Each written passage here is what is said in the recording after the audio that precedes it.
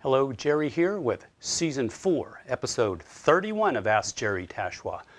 If you'd like to ask me a question, simply go to my website, which is www.tachoir.com. That's spelled Tachoir.com. And in the upper right-hand corner is a little contacts tab. Just click on that, fill out your name and information, and ask your question, and perhaps we'll do one of these videos. And please, if you can, I would appreciate it if you would subscribe to this channel. It seems to help out a lot.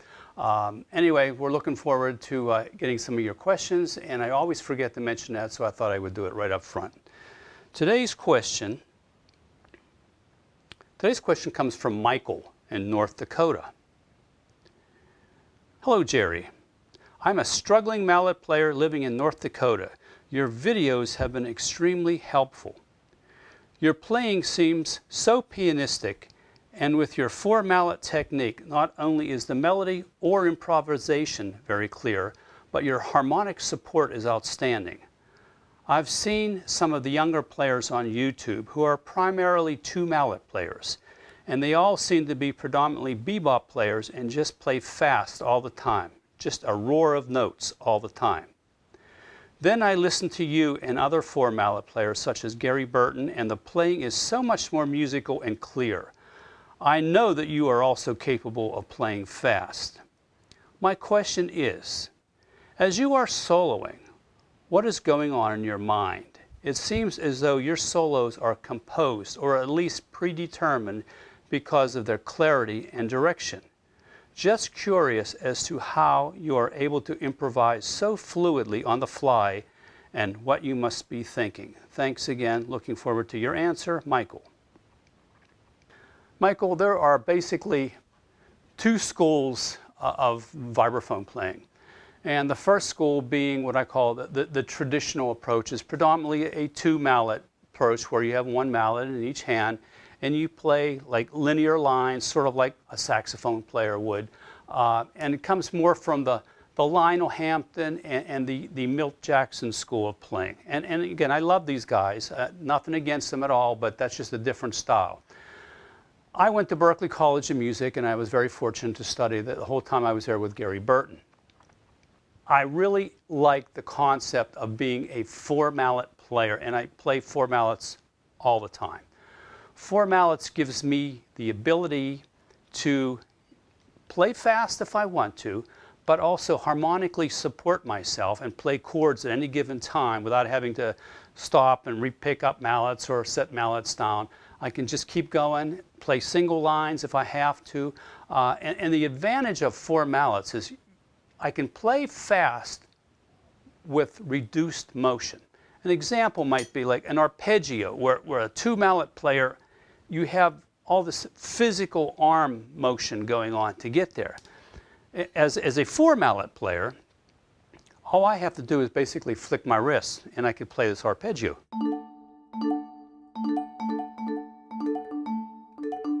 Right? So it cuts down on motion. You cut down on motion, you can play cleaner, faster, more accurately.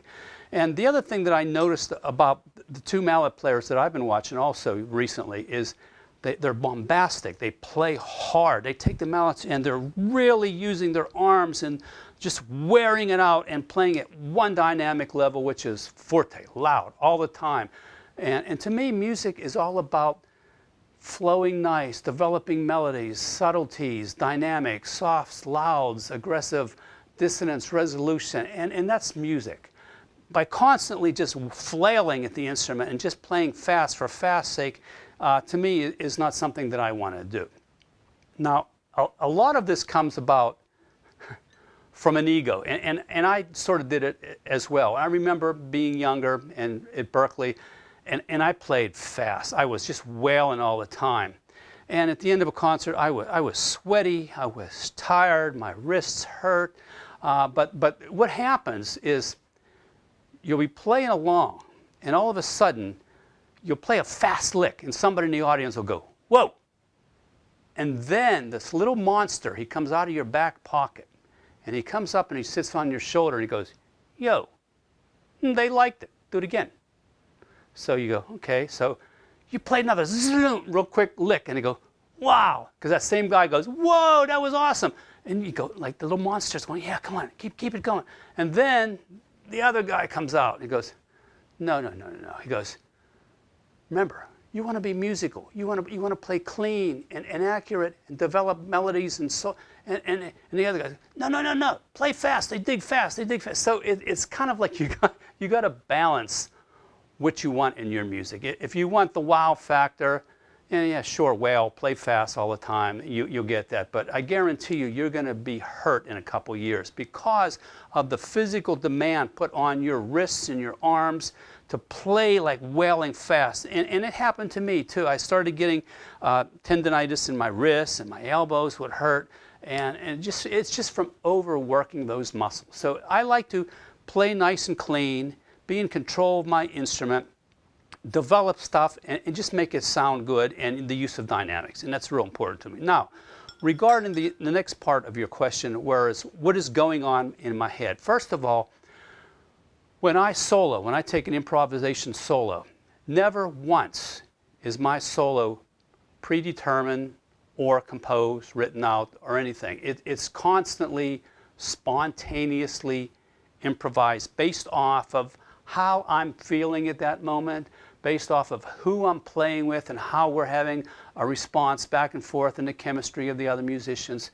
So nothing is predetermined. As a matter of fact, when I do my recordings, I'll play a solo, and if we have to do like take 2, my solo will start somewhere else because I just constantly trying to develop different ideas and take it somewhere else. And a solo should be structured kind of like a conversation.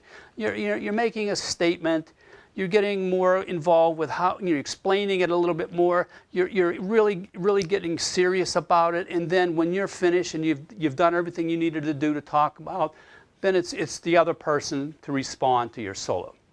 And that's how I think about music in general when I'm playing. I'm trying to develop these ideas and make them work. Now,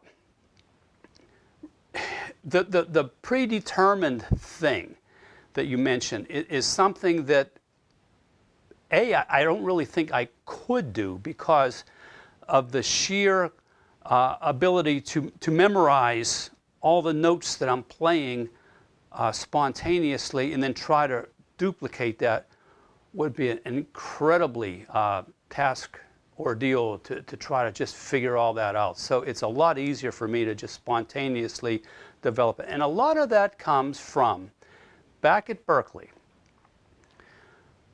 In every class that you attend, you analyze the music. So you get a sheet of music. So the first thing you do is you look at the melody. What is this melody note in relationship to the chord? Is it the root, the third, the fifth, the seventh, the ninth, whatever? You analyze the melody based off of the relationship of the chord.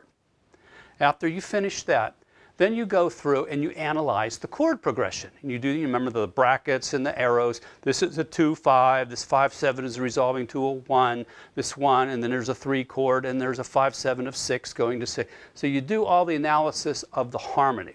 And the analysis of the harmony then gives you the ability to attach a chord scale or a mode to it because you know what that chord is in terms of the analysis. So you're able then to put this mode to it, which gives you the fundamental building block to start an improvisation. Yes, there's other notes other than the scales that we're talking about, but this gives you the basic good, clean notes to play to at least get busy with improvisation to start off. And then, you have to be able to spontaneously do this. And the more you do it, the more it becomes basically second nature. And I remember in every class at Berkeley just sitting down and doing all these analysis. And then one day I put up a piece of music, and all of a sudden it became very clear to me what the chord changes were doing, what the melody note is in relationship to the chord, which then gave me the ability to fill it in with other notes from the chord other than the melody note to make it sound thick and full. Because I only have 4 mallets, so I don't want to duplicate a lot of the notes unless I really have to. So I'm looking for predominantly in my left hands the guide tones, the thirds and the sevenths. And then in my right hand I will play the melody and then the remaining chord tone or tension. And I'm thinking like a piano player. I'm trying to keep it separated where my left hand is harmonically supporting and bass lines, and my right hand is playing my improvisation and my melody. And occasionally, my left hand will come up and it'll assist and it'll play something up there, but then it'll go back down to taking care of business on the low end. And that's really all I'm doing. And it somewhat sounds like it's incredibly complicated. And I guess to most people that are starting out, it is. But the more you analyze music and get that into your head and understand it, then eventually it gets to the point where, again, you don't have to do the analysis, but you just look at it and it just makes sense and you know what to do. So I hope that answered your question. I don't really have anything else to offer on that other than we could sit down and have a 3-year harmony course about improvisation and analysis, but that would take a little bit. Anyway, I hope you have a good time and enjoy your playing, and please feel free to ask some more questions. I'm looking forward to it. Thank you very much.